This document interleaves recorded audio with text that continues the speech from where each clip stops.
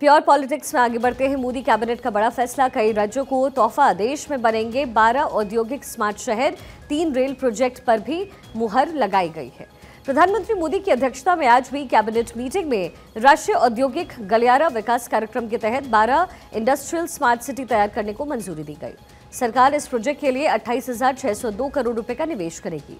सरकार की ओर से कहा गया है कि इस प्रोजेक्ट से 10 लाख लोगों को रोजगार मिलेगा। केंद्रीय मंत्री सूचना एवं प्रसारण मंत्री अश्विनी वैष्णव ने कैबिनेट के फैसले के बारे में बताया कि केंद्रीय मंत्रिमंडल ने 12 इंडस्ट्रियल स्मार्ट सिटी को बनाने की मंजूरी दी। इस पर 28,602 करोड़ रुपए का निवेश होगा।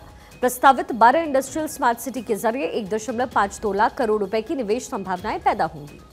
कैबिनेट की बैठक के बारे में जानकारी देते हुए केंद्रीय मंत्री अश्विनी वैष्णव ने बताया है कि पिछले 3 महीने में 2 लाख करोड़ के इंफ्रा प्रोजेक्ट को कैबिनेट ने मंजूरी दी।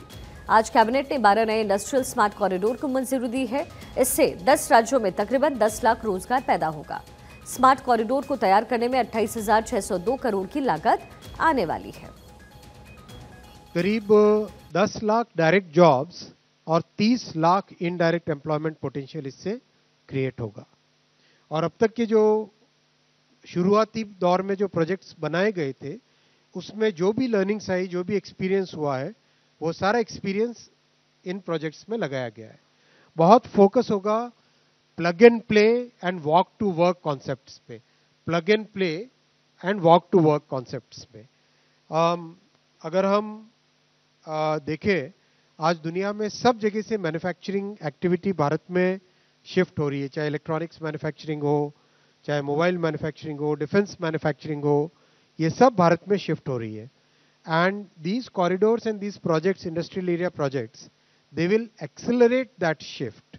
क्योंकि यहाँ पे plug and play, ready to start, walk to work, absolutely अच्छे नए principles, minimized clearances, land acquisition already done, last mile connectivity provided, multimodal infrastructure जिसमें gas, water, power, telecom सब चीज provide होगी और बहुत इकोलॉजिकल इम्पैक्ट मिनिमम हो, इस तरह से इनको डिजाइन किया गया है। This is a very nice vision जिसमें देश में बहुत बड़ा डेवलपमेंट मैन्युफैक्चरिंग के क्षेत्र में होगा और उससे एम्प्लॉयमेंट जनरेट होगा।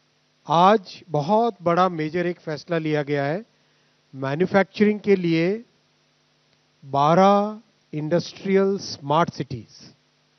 आप सब जानते हैं national industrial corridor development project, ये प्रोजेक्ट एक ऐसा प्रोजेक्ट है जो कि भारत की पूरी फ्यूचर डेवलपमेंट को पॉजिटिवली इम्पैक्ट करने वाला है। 12 नए industrial areas, 12 new industrial areas on the industrial corridors. ये 12 नए इंडस्ट्रियल एरियाज कंबाइंड, इनमें इन्वेस्टमेंट सरकार की तरफ से आएगा 28,602 करोड़ का, 28,602 करोड़ का। और once these corridors and nodes are developed, उसमें इन्वेस्टमेंट पोटेंशियल है 1.5 लाख करोड़, 1,52,757 करोड़। और करीब 10 लाख एम्प्लॉयमेंट का इसमें पोटेंशियल है। तो प्रधानमंत्री मोदी की अध्यक्षता में कैबिनेट की बैठक रखी गई और 12 इंडस्ट्रियल स्मार्ट सिटी तैयार करने की मंजूरी दे दी गई है। हमारे पॉलिटिकल एडिटर अदिति नागर इस समय हमारे साथ मौजूद है। अदिति, एक बड़ा स्टेप है क्योंकि हमने देखा है कि पूरा देश जिस तरीके से विकसित हुआ और उसके बाद 12 इंडस्ट्रियल स्मार्ट सिटी तैयार करना, ये कोई छोटी बात नहीं है। ऐसे में एक विकसित भारत की तस्वीर कैसे उभरती हुई दिखती है? शिखा, जब हम कैबिनेट के इस फैसले का जिक्र करते हैं, शिखा मैं आपसे कहना चाहूँगी, मेरी आवाज़ मुझे लौट कर आ रही है तो आप इसे टेक्निकली प्लीज़ ठीक करा लें। मैं ये कहना चाहूँगी कि आज जब फैसला लिया गया है, हालांकि बजट में इसका जिक्र और इसके बारे में निर्मला सीतारमण कह चुकी थी, लेकिन आज जब कैबिनेट में इसको अप्रूवल जब मिलती है तो आज भारत जहाँ पर खड़ा है, अगर ये पूरा का पूरा फैसला धरातल पर बेहतर तरीके से आ जाता है तो ये भारत एक बार फिर सोने की चिड़िया कहलाने वाली स्थिति में होगा। हम आज भारत को विकसित भारत का श्रेणी में लाते हैं, हम भारत को ये कहते हैं कि पूरा विश्व जो है हमारी तरफ देख रहा है, लेकिन सही मायने में अगर ये इंडस्ट्रियल कॉरिडोर का जो 12 इंडस्ट्रियल कॉरिडोर हैं ये धरातल पर आ जाते हैं तो ये सच होगा कि पूरा विश्व, पूरी दुनिया हमारी तरफ देख रही होगी। अब वजह समझते हैं और आसान भाषा में समझते हैं। अगर हम भारत के अंदर की बात करें तो सबसे महत्वपूर्ण बात यह है कि भारत के अंदर इस 12 इंडस्ट्रियल कॉरिडोर से क्या होगा। तो पहला, डायरेक्ट 10 लाख नौकरियां मिलेंगी और अगर इनडायरेक्ट बात करें तो 30 लाख लोगों का जीवन इसमें इम्पैक्ट होगा और डायरेक्टली 10 लाख नौकरियां।